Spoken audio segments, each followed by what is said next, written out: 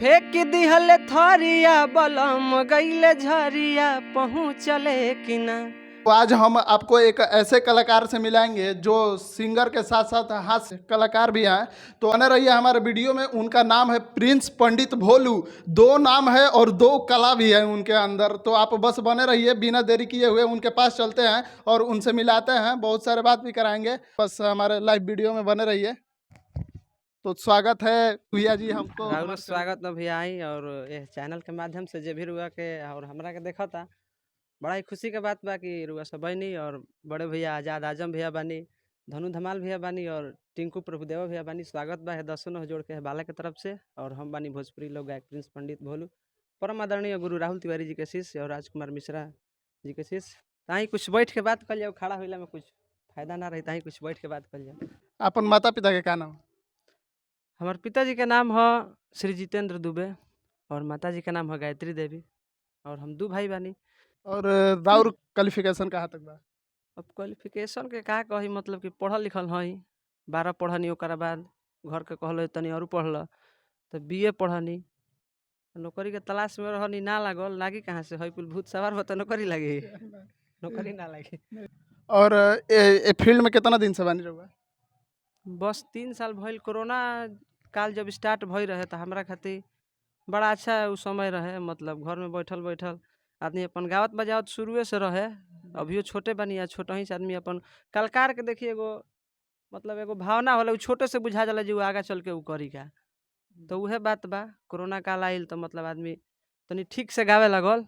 पहले अपन पढ़ाई लिखाई चलत रहे, लेकिन अब वो कोरोना काल में अपन सब लोग घर में बंदी हो गइल, केहू एने ओने जाए ना, तो वही तरह हमरो अपन काम चले लगल धीरे धीरे। तो अपन एल्बम भी आइल बा? हाँ भैया, एल्बम तो गौले बनी। अब पैसा बड़ा नुकसान भी कइले बनी, लेकिन अब अस्थिर हो गइल बनी, अब एल्बम ना गावेनी। सपोर्ट नहीं खे, सपोर्ट बाटे तो मतलब उ महान हस्ती हमरा खातिर दू चार आदमी बा, मने भगवाने बुझी हमरा खातिर। तो हमार बड़ भैया अमित मिश्रा भैया, अंजनी उपाध्याय भैया और हमरा गांव के मतलब हमारा बाबुए जी लेखा बानी, उनका के हम बाबुए जी कहेनी, आदरणीय अरुण सिंह चाचा जी। बहुत सहयोग बा हमारा ऊपर यह व्यक्ति के, जे मतलब आज हम गावत निरावा सामने सब बैठल बानी, तो हमारा ऊपर बहुत आदमी के आशीर्वाद बा जे हम एजा गावत बजावत बानी। हमनी के मालूम चलल है कि रउर गायकी के संगे संगे कॉमेडी भी करीला। कलकार कैसन जो ओकरा में कुछ भावना ना होखे, कलकार के उहे मतलब कि जनता के झुमा देबे, अब जैसे झुमाई राउर काम बा। अच्छा, ये यानी कि कहा नाम बा और जब जैसन तब तैसन ना करी तो मरद कही से। मतलब कलकार के मतलब इहे होला, मतलब सोच भाषा में कह दिहल जाओ, जे मतलब कि परिपूर्ण, ओकरे के कला कहल जाला, ओकरे के कलकार कहल जाला। बहुत सुंदर लगला। और रउआ एगो गाना सुना देती जौन की रउर देवी गीत होखे या कुछ पारिवारिक होखे तो बहुत हमनी के बढ़िया काहे लगी। ना, मतलब हमरो प्रयास रही जो हम रउआ सबके कुछ सुनाई। अभी हम चूंकि एगो नया कलाकार बनी, कुछ सीखत तनी, उतना भी परफेक्ट आदमी नहीं खे, लेकिन उम्मीद करतनी कि अच्छा लगी रहा सबके। ई बात कहनी है तो हम बतावल चाहम कि जैसे हमनी के दादा बाबा कहेलन कि केहू माई के पेट से सीख के ना आवेला, सब यही जे सीखेला। स्टार्ट करी भैया सॉन्ग के।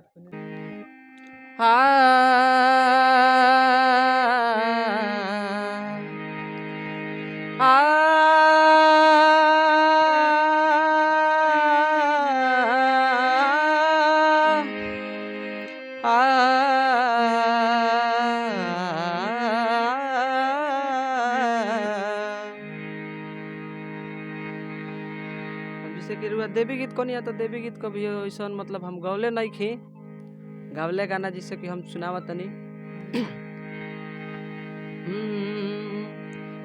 अरे जब से नैना लड़ल बात आगे बढ़ल, कि जब से नैना लड़ल बात आगे बढ़ल, रोज अखिया रहेला इंतजार में, दिल भइल दीवाना तोरा प्यार में, दिल भइल दीवाना तोरा प्यार में। और कुछ अपन आईडी वगैरह भी बा? जी, हमारा आईडी बाटे फेसबुक पे प्रिंस पंडित भोलू ऑफिशियल के नाम से, और यह आईडी आप सबके इंस्टाग्राम पर भी देखे के मिली और यूट्यूब चैनल पर भी देखे के मिली। यही तरह अपन ऊपर गा के अपन काम चलावत रहनी। अपन जौन पर्सनली कोनो गाना होके भैया? पर्सनली कोनो गाना नहीं है, जैसे कि हम जे हमनी के आदर्श बा, हमनी के जेकर से देख के कुछ सीखत नहीं जा, उहे सब आपके हम गाना सुना सकेनी अगर इजाज़त होके तब। बिल्कुल। जैसे कि हमरे गुरु तुल्य बानी आदरणीय मदन राय चाचा जी, वहाँ के बहुत पुराने एगो गीत बटे, पति पत्नी के भाव बा। कुछ ऐसा विवाद होता है जो मतलब कि वहाँ के बाहर चल जाता नहीं, मेहररुआ खोजतिया और कहतिया का, अरे फेंक दिहले थरिया बलम गईले झरिया पहुँचले कि ना, फेंक दिहले थरिया बलम गईले झरिया पहुँचले कि ना, उठिया में लहरिया पहुँचले कि ना, असमन करेला बिहाने हम जाई, न त केहू दूसरा से पतिया पठाई, अरे असमन करेला बिहाने हम जाई, न त केहू दूसरा से पतिया पठाई, अनपढ़ जाने लेना करिया या छरिया पहुँचले कि ना, उठिया में लहरिया पहुँचले कि ना। बहुत सुंदर है, कुछ कॉमेडी भी कह के दिखा देती तो हमने बहुत ज्यादा अच्छा लगी। अब देखिए जब बात उघार दिले बनी नु, तब भाई जे भी हो मतलब कि अपने आप बना ली। हमारा गांव में 2 जना बड़ भैया बालो, तनी कम पढ़ल लिखल हलो, कम पढ़ल लिखल तो हमहू है। तब जैसे कि अब देखी परीक्षा के जब सीजन आ जाला तो आदमी जाके का कहल एडमिट कार्ड लेके आवेला, आदमी जाला देखेला जे ब्रेंच पे हमार कहाँ सीट बा साटल बा, तबे नु काल से परीक्षा देवे जाए के बा। तो 2 जना भैया बाल एकदम सलाह क के गइल लो कि चल एक बार चल जाओ, खाली बारी जा, काल से परीक्षा देवे जाए के बा। तो ब्रेंच पे अपन साटल रहे सब लोग के सीट नंबर, अंग्रेजी में लिखल रहेला, हिंदियों में लिखल रहेला, तब तनी कम पढ़ल लिखल रहल लो, तो अपन देखत लो सीट खोजल लो तो ना मिलल, तो केहू ब्रेंच पे लिख देले रहे एगो भाटा से आई लव यू, तो देख ले तो उनका नाम रहे लक्ष्मण, एक जना के नाम रहे मोतीलाल। तो अपन खोजत तले तो मिलत नहीं खा, तो होकर तो लोग लेल ओ भी, तो कहल जे रही है बुझाता जे हमार हो, तो ऊ खोजत हो परेशान बा, 3-4 राउंड मार दिलस पूरा क्लास में, तो ओकरा लौकल कि MAHAT, तो कहते जे हो एकरा मतलब ये मोतीलाल लिखल बा ना, तो दोनों एक लग हमार मिल गल, तू कहता जे हमरो मिल गल, कहाँ बारे तो देखे दे, कहता देखो LOV लक्ष्मण, तो कहल जे यारी तो रे आता हो का होत बा MAHAT मोतीलाल, तो कहता तो ठीक है बा, हो एक ब्रेंच हमार से आगा बढ़ा तू। तो ये सब बा, अगर उ दोनों भैया लोग को लगे वीडियो जाई तो सबके ढेर मजा आई। ये बताई रहो पहले ही से हारमोनिया लेके कहा बैठा रहने है। अब देखिए हम झूठ हम नहीं बोला था, घाम भई रहल हा, हम छत पर तने बेरा अपन बैठा रहे नहीं, अपन नहीं में अपन टुई टाई करत रहे नहीं, ई थोड़े बजे मान ली रहुआ सब आइल बनी तो देखावे खातिर ना, हे प्रभु हे भैया वैसा भी हम कलाकार नहीं खी, जब हो जी तो अपन ही लोग देखे लगी जब मतलब ठीक बजावता ठीक गावता, अभी काम चलता देखिए। और रहुआ सपना वगैरह भी देखले रहनी है नीचवा जैसे ओहनी है जो एंट्री मारनी है तो केहू कहत लगी वहां के सपना भी देखले रहनी देख ई एकदम माने अब हंसे वाली बात ना, एकदम माने सही बात कहता नहीं, हम सुतर रहनी हनु सपना में देखो नहीं एकदम मार जे लाइन लागल बा मीडिया के, सपना में देखो तनी कि चैनल पर चैनल आइल बा, तनी भोले भाई इंटरव्यू दे दी हो, देखो एक आदमी मुझे हमार गाना वाना बाजल होइए नहीं है, केहू हमारा के चिन्हत होइए नहीं है, हाथ ना इंटरव्यू कहाँ से, तो हम कहनी कि बुझाते हम सपना में बानी कि अपना में, हमारा अभी मैंने विश्वास नहीं कर जो हम मतलब कि रोज इंटरव्यू लेते हैं, हमारे बुझाते हम सपने में बानी। यूटी उटी काट के देख ली क्या हो? देख ली हमरा तो मैंने बुझात नहीं कैसे वैसा तरीका कभी कौन हमार गाना बाजल नहीं है, तो मान ली हमारा खातिर बड़ा सौभाग्य के बात बा कि रवा सब नहीं, अब इससे बढ़ के हमारा खातिर खुशी का हो सकला। हम वो रात एगो सपना देखत रहूं कि एगो वीडियो पोस्ट मरले बानी आ मिलियन ट्रेंड कोई गइल बा और चिल्लात रहूं कि ले आवो सो छुड़िया के कवा काटल जाओ तब तक बाबूजी एकला तो मरुअन तो हम खटिया से नीचे आ गई उहे दशा और कहीं नहीं खेलो ना ना ऐसा नहीं खे, हम अपन अकेले बिंदास आदमी ही, अकेले आदमी रहेला। और एगो कोनो लक्ष्मण भैया के कहानी बताओ तरनी भैया, अगर वो भी बता देती तो बहुत अच्छा लगे। मतलब रुआ पूरा डिटेल लेके आइल बनी ना, देखिए आदमी कहीं जाला केहू के खोज करेला तो पहले बैकग्राउंड चेक करेला कि ई लड़का सही बा कि ना, इनकर शादी सेट कराई कि ना, मान ली अब अगुए न बनी जा कि आगे ले चलते हैं जा। सही बात बा। अब देखी लक्ष्मण के एगो ऐसा कहानी बा हमारा गाँव में कि लक्ष्मण भाई बाणे नु, तो लक्ष्मण पहले उहे लक्ष्मणे लो भी वाला लक्ष्मण हवन। तो लक्ष्मण पढ़े लिखे में जानते में कितना शौक रहे हैं। आ लक्ष्मण आराम से अपन गाँव रहत रहे हैं, खात रहे हैं, पियत रहे। तो लोग गाँव के एगो आदमी होला जे लागे कहे जे पढ़े लिखे के हैया नहीं है, दिन भर घूमत रहता फिरत रहता, कोनो काम के हैया नहीं है। तो एक दिन हमने के जात रही सो गाँव ही में अपना भोज खाए, शादी ब्याह वाला मैंने पूरी खाए जाता रही जा। तो अपन हमने के संगतिया सब रहनी जा, हमारे संगतिया वालों बिट्टू बाड़े, अटल बाड़े, अमृत बाड़े, शिवम बाड़े, आदित्य बाड़े, कन्हैया जी बाड़े, मतलब ढेर लोग हमारे संगतिया बा। राहुल बाड़े जिनका बहुत प्यार से हमने के डीएम कहे नहीं जा। तो जात रही जा हमने के, तो हमारा से कहत रहे कि का हो पंडित का हाल चाल। हम ठीक बा भैया। तब और सब सुनाई तो कहते ठीक बा हो, देखो ये लक्ष्मण हवे जे गाँवे रहत रहन।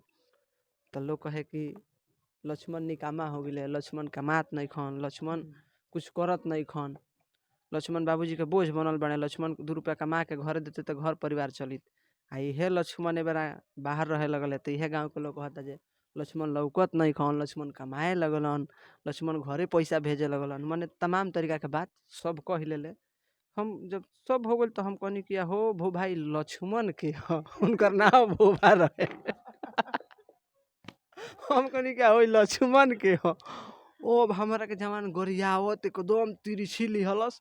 हमारा संग वाला लड़का खूब हंसत रहे सब, हमारा कुछ बुझाते नहीं जे काहे हंसत रहे से। भाई हम लक्ष्मण जानते ही नहीं उनकर नाम कैसे पड़ल। जब हंसत गरियावत चल गई तो हम कहनी करे तनी काहे हंसत रहा सरे। तो कहते जे का कहले है, हम कहनी कबे से कहना दो लक्ष्मणवा के बात घर ले रहा। जब सब कह ले तो हम पूछने क्या हो भाई लक्ष्मण के करना हो। तो कहता जाए करे नु लक्ष्मण नाम हो। तो ऐसा कैसन के खुल बात बड़ी सब। तो चलत चलत कुछ दर्शक भाई खातिर कहल चाह हमरा।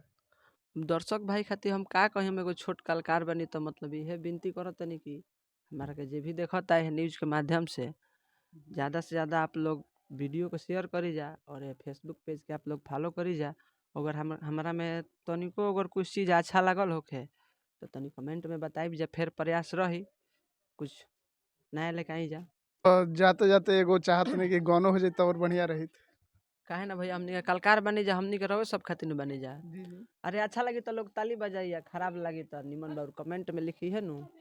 तो हमनी के कोनो दिक्कत नहीं है भैया। जौन सब हमरा के आशीर्वाद देव कमेंट में हमरा अच्छा लगी, गाड़ियों देव तो गाड़ियों लेबे खातिर लोग कुछ करेला, सबका के कोई गाड़ी ना देला, गाड़ियों लेबे खातिर कुछ उल्टा सीधा काम करे के पड़ला। ताई हम एगो बड़ा सुंदर एगो गीत सुनावत तनी आपके। नया नया एगो शादी होइल बा, शादी होके गावना हो गइल बा। तो मेहररुआ मर्दा से फोन करके कहतिया अरे गवना करा के गइला, गवना करा के गइला, गवना करा के गइला झरिया ए राजा जी। अरे उठता जवानी में, उठता जवानी में लहरिया ए सैया जी, उठता जवानी में। गवना करा के गइला, गवना करा के गइला, गवना करा के गइला झरिया ए राजा जी। उठता जवानी में, उठता जवानी में लहरिया ए सैया जी, उठता जवानी में। बहुत बहुत धन्यवाद जो आपने आज़ाद आजम चैनल में इतना हमें समय दिया है। अरे अरे भैया का कहनी रवा खातिर तो मतलब भरपूर समय बा। जब रुआ इजाजत होखे, रुआ लगे समय होखे, हमरा के एक बार मौका दही। हमनी के तो एकदम मतलब कि खुला आदमी बनी जा। हमनी को कोनो बड़ कलाकार नहीं खींचा जो मतलब तमाम कंपनी हमनी के यहाँ फोन करत दिया। हमनी के तो अपन एगो छोट एल्बम आदमी 7-8 हज़ार रुपया में करावेला, तो कोनो कंपनी के दरवाजा आदमी खटखटावेला जो भैया हमरो तनी गाना रिलीज कर दी। तो पोस्टरों के पैसा हमनिए के देवे के पड़ला, लॉन्चिंगों के पैसा 1000-1500 हमनिए के देवे के पड़ला। जननी राव से झूठ का कहे के बा। आ जे कलाकार बंधु बा सब लोग आज के क्षेत्र में दौर में देखता, तो मतलब कहीं के का बा। तो बन रहिए हमारे वीडियो के साथ साथ, बहुत जल्दी मिलेंगे आपको नेक्स्ट वीडियो में। तब तक के लिए जय हिंद, नमस्कार, प्रणाम।